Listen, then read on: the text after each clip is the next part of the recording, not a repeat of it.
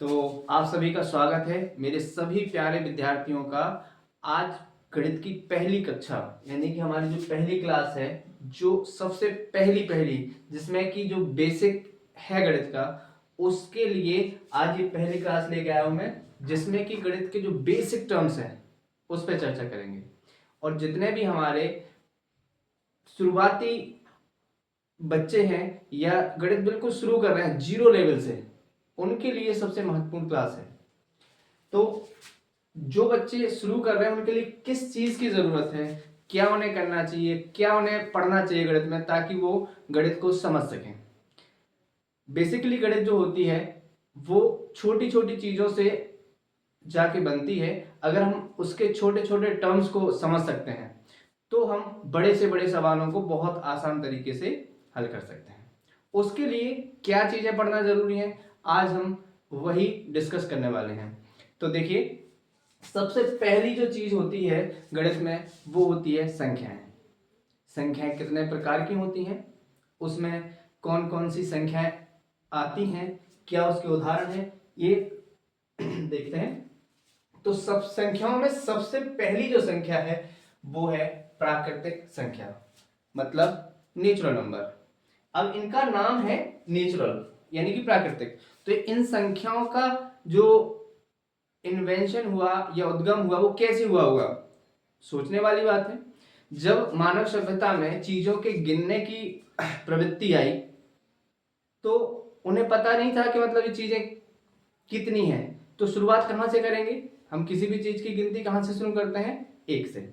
तो प्राकृतिक संख्या वो होती हैं जिसमें हम वस्तुओं की गिनती करते हैं। वो गिनती कहां से शुरू होती है, एक से। इसलिए प्राकृतिक संख्याओं की जो शुरुआत होती है वो भी हमारी एक से ही होती है।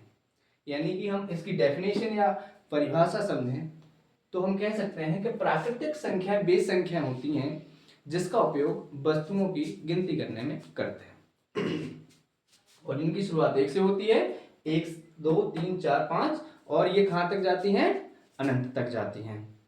दूसरी हमारी जो संख्या है वो है पूर्ण संख्या। अब इस संख्याओं में एक चीज अधूरी लग रही है, वो है शून्य। तो हम प्राकृतिक संख्याओं में अगर शून्य को भी शामिल कर देते हैं तो हमारी संख्या बन जाती है पूर्ण। तो इन संख्याओं को कहा जाता है पूर्ण संख्याएं या होल नंबर्स। तीसरी जो हमारी संख्या है सम। सम संख्या वे संख्याएं जिनमें दो से पूर्णतः भाग चला जाता है, या हम कह सकते हैं कि जिन संख्याओं को हम आधा कर सकते हैं वो कहलाती हैं सम, मींस इवन नंबर्स। और या विषम संख्या वे संख्या होती हैं जिनमें दो का भाग पूर्णतः नहीं जाता है, या जिन संख्याओं को हम आधा नहीं कर सकते। इसके बाद जो हमारी संख्या है वो है अभाज्य संख्या है। अभाज्य संख्या मतलब प्राइम नंबर्स।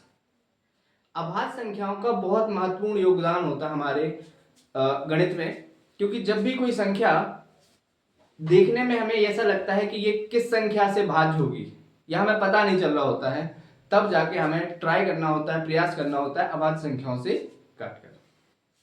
तो देखिए, अभाज्य संख्याएं वे संख्या होती हैं जो या तो स्वयं से विभाजित हो या फिर एक से विभाजित हो। उदाहरण के तौर पर अगर हम देखें कि अगर किसी परिवार में एक ऐसी संख्या में वस्तुओं को लाया जाए जो विभाजित ही ना हो रही हो, जैसे कि सपोज किसी परिवार में 13 चीजें आ जाएं, तो परिवार में कितने ही लोग हों उन्हें बराबर बराबर नहीं बांटा जा सकता, केवल दो ही शर्तों पे। या तो एक व्यक्ति को सारी वस्तुएं दे दी जाए या फिर प्रत्येक व्यक्ति को एक वस्तु दे दी जाए, तभी वो बराबर बराबर बांटी जा सकती हैं। इसका अर्थ यह हुआ कि या तो वो उसी संख्या से विभाजित होंगी या फिर एक से विभाजित होगी। चलिए, जो नेक्स्ट संख्या है वो है पूर्णांक। इसके नाम से विदित होता है पूर्ण अंक। इन दोनों को मिला दिया तो पूर्णांक, यानी कि संख्या जो है या अंक है वो कैसा है, पूरा है। इसमें कोई दशमलव की संख्या मौजूद नहीं होती है। या तो 4 या 5, 5 या 6, यानी कि इसके बीच में किसी भी प्रकार की कोई दशमलव नहीं होता है, यानी कि अंक कैसा होता है, पूरा। तो ये होते हैं दो प्रकार के, धन पूर्णांक और ऋण पूर्णांक, और बीच में होता है शून्यांक।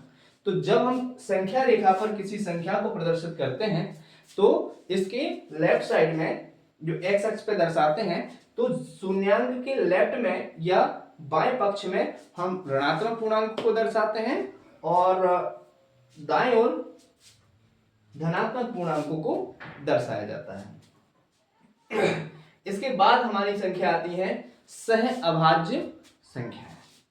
वैसे तो इसका अर्थ निकलता है, सह का मतलब होता है साथ में और अभाज्य मतलब अभाज्य संख्या, यानी कि किसी संख्या समूह में अगर कोई अभाज्य संख्या मौजूद है तो वो सह अभाज्य से कहलाती है, लेकिन इसमें त्रुटि होने की संभावना होती है। इसलिए इसकी परिभाषा में कहा जाता है कि ऐसा संख्या समूह जिसका महत्तम समवर्तक या मासा HCF 1 प्राप्त हो, उसे कहा जाता है सह अभाज्य संख्या।